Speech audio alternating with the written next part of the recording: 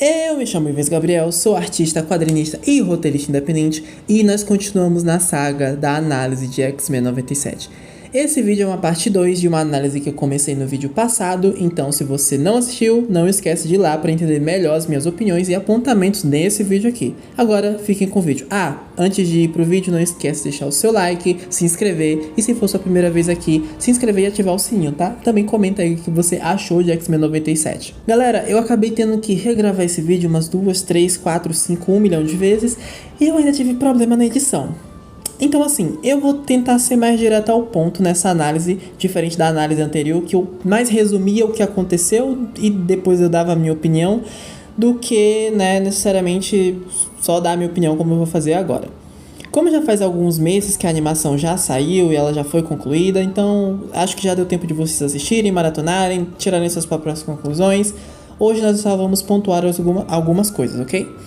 No último vídeo eu comentei que eu não curti muito esse final da história, até porque eu não sou lá muito fã de histórias de super-herói, e pra mim esse final caiu em muitos clichês do gênero, que eu não esperava que acontecesse, mas que infelizmente aconteceram. Eu tava com uma pontinha de esperança que não tivesse tanto clichê, mas, teve. Pra alguns isso pode ser um motivo ainda mais de hype, mas pra outros tanto clichê assim na obra pode afastar, o que exatamente foi o que aconteceu comigo. Eu não vou dropar da série, no caso, porque eu tô muito curioso pra saber o que aconteceu no final dela, mas se os clichês continuarem do jeito que estão, infelizmente eu vou ter que fazer isso. Começando pelo óbvio, vamos falar das mortes da série. O Xavier apareceu vivo e a gente já sabia que ele estava vivo devido ao final da série dos anos 90. No caso, pra quem acompanhou, Porque pra mim que não acompanhou, que não era vivo, não era nascido nessa época, foi uma baita surpresa saber que o Xavier tava vivo. Me pegou de surpresa? Com certeza. Foi bom? Questionável. Muito questionável. Eu realmente estava convicto que eles tiveram a audácia, a coragem pra poder matar um personagem tão importante. Por quê? Porque isso vai criar muitos obstáculos para os personagens, principalmente o Scott e a Jean, os Summers no geral, mas também o Logan, mas também a Jubileu, mas também, todos os personagens ali que tinham envolvimento com o Xavier vão ter um obstáculo muito grande de aceitar um novo líder, uma nova pessoa para liderar os X-Men, que nesse caso vai ser o Magnus, Enfim. Uma outra coisa que foi uma lástima é o Xavier desistir do casamento dele pelos X-Men, que também era óbvio que ia acontecer desde no momento que ele apareceu, e pelo Magnus, porque ele desistiu do casamento pelos X-Men e também pelo Magnus. Vale pontuar isso aqui, porque foi pontuado lá, tem que pontuar aqui também. Isso porque desde que ele aparece, a gente já sabe que ele vai voltar pra Terra, independente do que aconteça. Independente do que aconteça, ele vai voltar pra Terra. Vocês estão entendendo? Eu repeti pra vocês entenderem. Eu fiquei com muita pena da Lilandra, cara, porque assim, mesmo que o Xavier amasse ela, fica bem claro que na verdade ele ama outra pessoa. Magnus. E a gente já tem mais e mais clichês aqui. Daqui pra frente é só pra trás, gente. O Xavier é colocado em uma aprovação pela irmã da Lilandra lá, que eu nem sabia da existência dela, onde ele precisa apagar as memórias dele, meio que deixar o passado dele e seguir o seu futuro como imperador. Assim, era necessário no roteiro uma forma de mostrar esse peso, essa importância dos X-Men pro Xavier? Era. Eles fizeram a mesma coisa com o Magneto durante o episódio do julgamento dele. Mas aqui soou tão cansativo, tão... faltou borogodó no negócio, faltou assim empenho pra eles falarem assim, não, bora fazer algo interessante, bora fazer algo legal, algo criativo. E quando começou a aula do Xavier, então, meu Deus, nossa, que solução, que soluçãozinha pífia, tá? Uma desculpinha pífia, eles deram uma literal desculpa horrível. Eu odiei aquele episódio ali do Xavier, só salvou mesmo porque tinha tempestade. Porque de resto, eu não gostei nem um pouco. É minha opinião. Eu não gostei. Se você gostou, deixa aí nos comentários. Já começamos assim na polêmica, Porque assim, a desculpa que eles deram pro Xavier voltar foi: eu ainda tenho muito que ensinar pros meus alunos. Porra, teus alunos são tudo adulto, velho. Deixa os caras quebrar a cara, deixa os caras viver a vida deles, entendeu? Vai viver tua vida. Tu não quer ser feliz? Vai viver tua vida, entendeu? Ser humano é ser isso, velho. Errar, mas também aprender no erro. Bom, enfim, havia outras formas mais interessantes dele voltar pra Terra, trazendo consequências reais consigo, porque tem até consequência dele voltar e deixar a Lilandra pra lá, mas você sente que não é um peso real, faltou peso. Por exemplo, ele poderia ser acusado de traição pelo Império Shi'ar, pela própria Lilandra. Tipo, você tá me deixando no altar, o meu imperador tá me traindo desse jeito, então, tipo, cortem-lhe a cabeça, entendeu? Que eu acho que sim, vai ser um problema para as próximas temporadas, né? O fato do Xavier ter voltado pra Terra, ter abandonado a Lilandra lá, mas, assim, eu ainda tô esperançoso que eles ainda podem arrumar essa cagada deles, mas poderia ser muito melhor, né? Tipo, o Xavier literalmente ter que usar os poderes dele pra fugir do Império e que não sei mais, sabe? Poderia ser bem melhor. Ou, né, poderia acontecer o contrário, ele voltar pra Terra depois de ter virado Imperador, tipo, o que impede ele de voltar pra Terra depois que ele fosse imperador? Porque a gente sabe, gente, que mesmo que apagasse a memória dele, ele ia voltar pra Terra do mesmo jeito, porque, tipo, ele tem uma conexão psíquica com o Magnus que já foi estabelecida lá no segundo episódio. Porque, gente, sempre acontece umas coisas dessas. A gente sempre sabe, né? A gente sempre sabe. Impressionante. Então, assim, de todas as formas, essa que usaram não foi uma das melhores, definitivamente. Assim, eu destilei meu ódio nesse episódio, porque, olha, foi muito ruim. Eu queria muito ver a Lilandra com ódio do Xavier, cara. Seria icônico, seria absoluto cinema. Principalmente porque ele abandona ela no altar, né? Tipo, eles estão noivos e ele tá fugindo da noiva, tipo... Enfim, superando isso daí, que eu não quero mais entrar nesse mérito, bora pra Terra, porque aqui o negócio tá pegando fogo. Que assim, depois do ataque de Genosha e tal, a gente tem o luto da vampira, buscando por respostas sobre a morte do Remy e tal, ficando muito louca. E... né, sobrou pro Remy, né, porque ele morreu de fato, porque o Magnus, ele tá morto / desaparecido até esse ponto da história. Que é outro clichê também, que a gente sabe, né, tipo, virou até piada em X-Men 97, o tanto de vezes que a Jean Grey acabou morrendo aí, foi ressuscitada e tal, enfim, virou piada já virou piada. E durante essa investigação da vampira, o que acaba acontecendo? Ela encontra o Capitão América, que fala pra ela que ele não pode propriamente... ajudar eles, né, tipo, propriamente dito, porque isso mandaria uma mensagem de que ele estava do lado dos mutantes, e isso abalaria ainda mais a tensão política atual, que tá numa situação de, tipo assim, vai acontecer uma guerra entre mutantes e humanos. Eles acabam descobrindo mais sobre a OTZ e acabam indo falar com o Garrick, no caso, para saber o que diabos é a OTZ. E no caso, quem vai falar com o Garrick é os X-Men mesmo, tá? E diferente do que fizeram com o Xavier, eles realmente surpreenderam, porque a vampira, tomada pelo ódio, faz o que ninguém quer fazer, mas que, assim, todo mundo quer fazer, que é matar o Garrick. Isso porque ele não só traiu o Sinistro, arrependido pelo ataque de sentinelas que aconteceu em Genosha, que foi com certeza culpa dele, e buscando essa redenção pra se livrar desse peso das costas dele, ele vai e apela pros X-Men, né? Tipo, eu vou contar tudo o que eu sei pra vocês, né? Que são os heróis, que são os bonzinhos, os ajudantes da humanidade. Só que a vampira vai lá e acaba se livrando dele, descartando ele, porque, assim, é o que ele merece, por todas as vidas que ele tirou desde a criação do Mão de Mestre e dos Sentinelas. Aí a gente pensa, lascou, nossa única pista sobre o Sinistro e sobre seja lá quem seja por trás do ataque de Genosha foi com Deus, né? Foi de caixão e vela preta. E do nada o cara me aparece com uma sentinela viva. Tipo, o grande vilão tava construindo exatamente isso, sentinelas humanas. Tá vendo? Quando essa série quer, ela desenvolve coisas bacanas. Eu não vou perdoar aquela patifaria do Xavier, não vou mesmo, não vou. Depois de uma luta aí entre o Garrick e a Sentinela Viva, o Cable acaba aparecendo, explicando tudo que a gente precisa saber. Eu esperava que isso de fato fosse acontecer, mas eu também esperava que ele não tivesse tantas respostas. Que no caso ele acaba falando o plano do vilão, que é o seguinte: manipular as grandes massas a acreditar que os mutantes precisam ser extintos ou escravizados, já que eles são uma raça inferior, e assim dominar o mundo. É inovador e revolucionário? Não, com certeza não. Nesse momento que o Cable aparece, temos a grande revelação que ele na verdade é o Nathan Summers, o filho do Scott e da Madelyne Pryor. Isso porque a Jean acaba vendo um fragmento da última memória dele com a Madelyne. Tensão entre os brothers! E o Magneto, cadê? Ele foi capturado pelo vilão que se chama Bastion. E que possui nada mais nada menos o apoio da Valerie Cooper, ou a Val Cooper, a mesma que veio prender o Magnus a mando da ONU. Olha só que legal.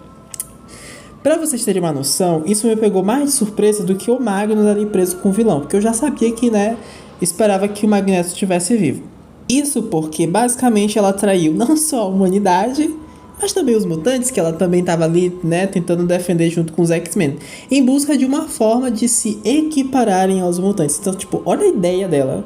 Imagina ser loura e ainda ser burra. Mulher, se ajuda! Tipo, não é como se ela tivesse uma escola de mutantes à disposição dela, entendeu? Tipo, ela virou as costas pros X-Men justamente só pra isso, velho. Tipo, nossa, genial. Eu amei. Eu amei isso aqui, tá? Eu queria muito que ela sustentasse também essa traição, mas óbvio que ela se arrepende depois de descobrir que as sentinelas humanas, de como elas são feitas, né? Como elas são produzidas e como elas são induzidas a acreditarem que aquilo é o correto. É aquele famoso ditado, né? Dê poder a um ser humano e você vai conhecer realmente quem ele é. Os Amigos da Paz são um grande exemplo disso, né? Tiveram acesso a armas sentinelas e olha no que deu. Ela liberta o Magnus, que desperta P da vida. Além de destruir os meios de comunicação e eletricidade de toda a Terra, ele acaba usando os poderes dele, né, para restaurar a órbita do asteroide M, que é um antigo plano dele que visava um lar para os mutantes, pelo que deu a entender ali naquela conversa com o Xavier. Temos um discurso da Valerie Cooper dizendo como o Magneto ele estava certo sobre a humanidade nunca aceitar uma convivência tolerante com os mutantes. Isso porque os humanos sempre se viram e sempre se verão como o ápice da evolução das espécies. Bem profundo e filosófico, né? Diferente desse padrão, deve ser eliminado e exterminado. Ou seja, tolerância é extinção humana. Apesar do momento incrível e cheio de pompa, caímos em mais um clichê da história dos mutantes. Qual lado que eles vão tomar nessa guerra? O lado do Xavier ou o lado do Magneto? Minha empolgação, assim, vocês devem estar vendo, né? Em toda a mídia dos X-Men tem esse momento icônico que os heróis se separam por conta das suas visões e seus ideais conflitantes. E nesse caso, a gente tem o Roberto, que desde sempre vem questionando todas as ações do Xavier e com muita razão, né? Desde que o Xavier voltou, e a Vampira também, né, que se aliou ao Magnus em Genosha. Isso significa que foi bem trabalhado? Muito pelo contrário. Quando isso acontece, se espera que esse tema seja perpetuado ao longo da série, para que chegamos nesse ponto com a expectativa lá no alto. Quem está certo, Xavier ou Magneto? E quando um mutante toma um lado, um partido, eles estão ativamente nos informando de que lado eles acham certo.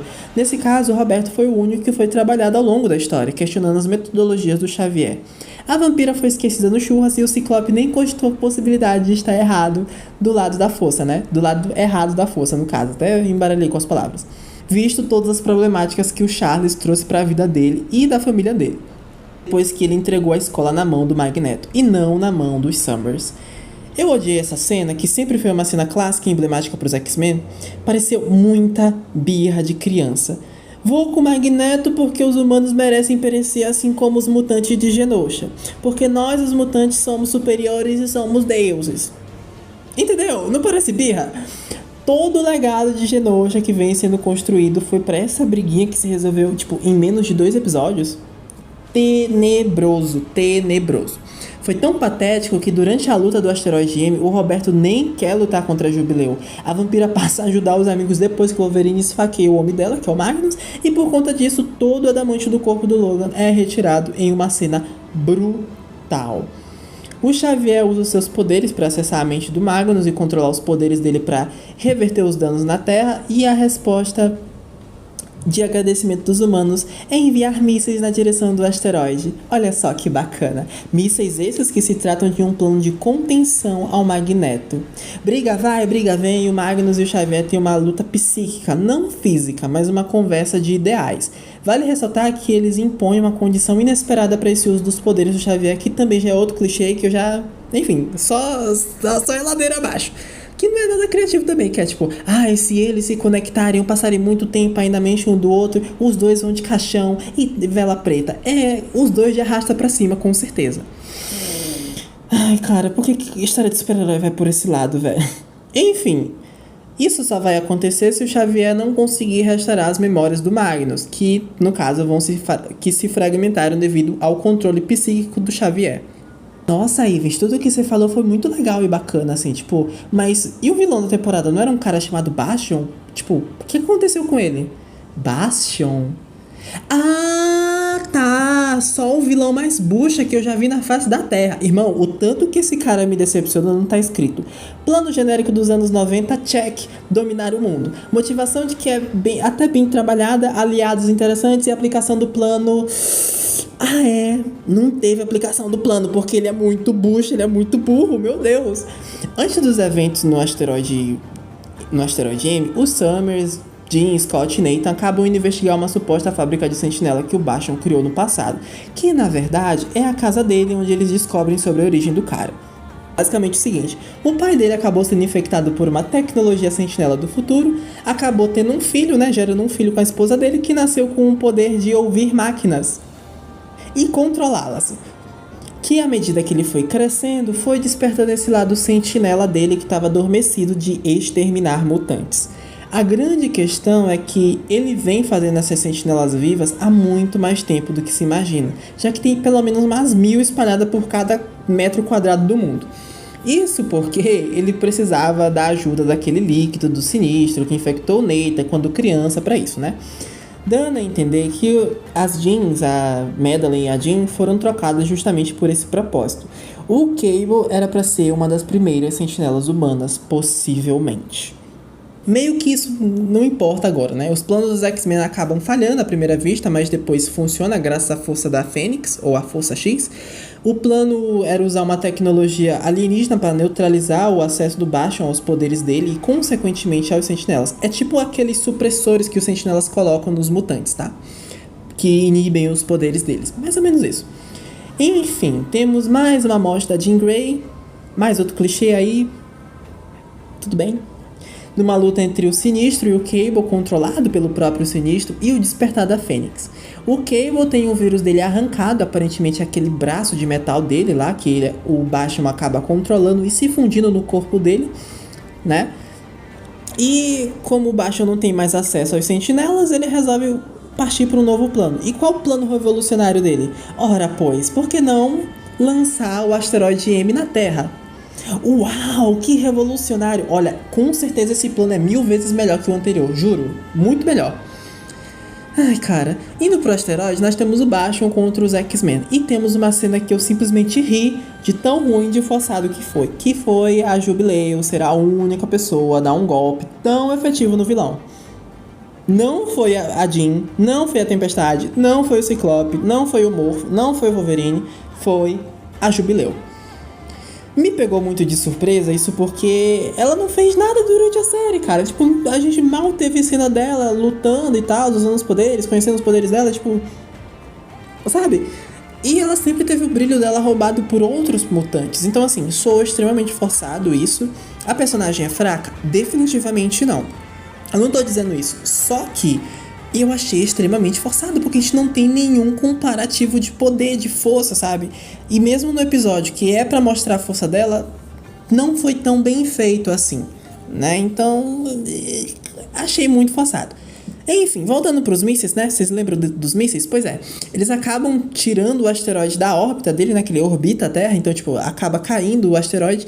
E como o asteroide vai cair na Terra, basicamente o plano do Bastion foi por água abaixo, porque nem isso ele consegue fazer, jogar o asteroide na Terra. Ou seja, puxa demais. Detalhe pro Bastion tentando... Cara, isso aqui foi de fuder, velho. O Bastion sendo recrutado pros X-Men por motivos de não vamos lutar com ele porque ele representa o futuro.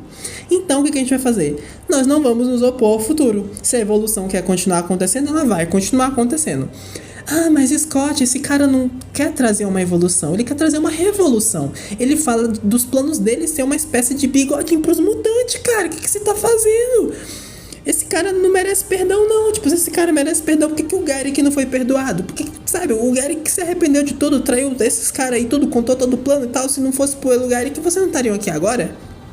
E por que o Garrick não merece perdão e esse cara aí sim? Fica a grande dúvida no ar. Enfim, e o fim do Bastion é ele basicamente aproveitando a explosão ali do asteroide e indo de comes e bebes. Os X-Men passam a trabalhar juntos, então, para impedir o impacto. Detalhe pro Roberto e a Jubilee caindo fora do asteroide, porque a Jubilee meio que caiu para fora do asteroide, e o Roberto foi salvar lá ela e tal.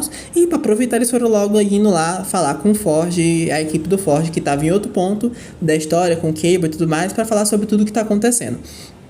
O Magnus acaba acordando, depois de restaurar as memórias dele e tudo mais, e usa a força dele para poder fazer o asteroide voltar para a órbita natural dele, fazendo um papel de salvador aqui para os X-Men e para a humanidade, porque eles estavam numa dificuldade tão grande para esse meteoro que, olha... E absolutamente do nada, o asteroide some. Basicamente, todos são teletransportados para linhas temporais distintas. Vampira, Magneto, Xavier, Fera e Noturno vão para o passado, no Egito, e aparentemente conhecem um mutante do passado.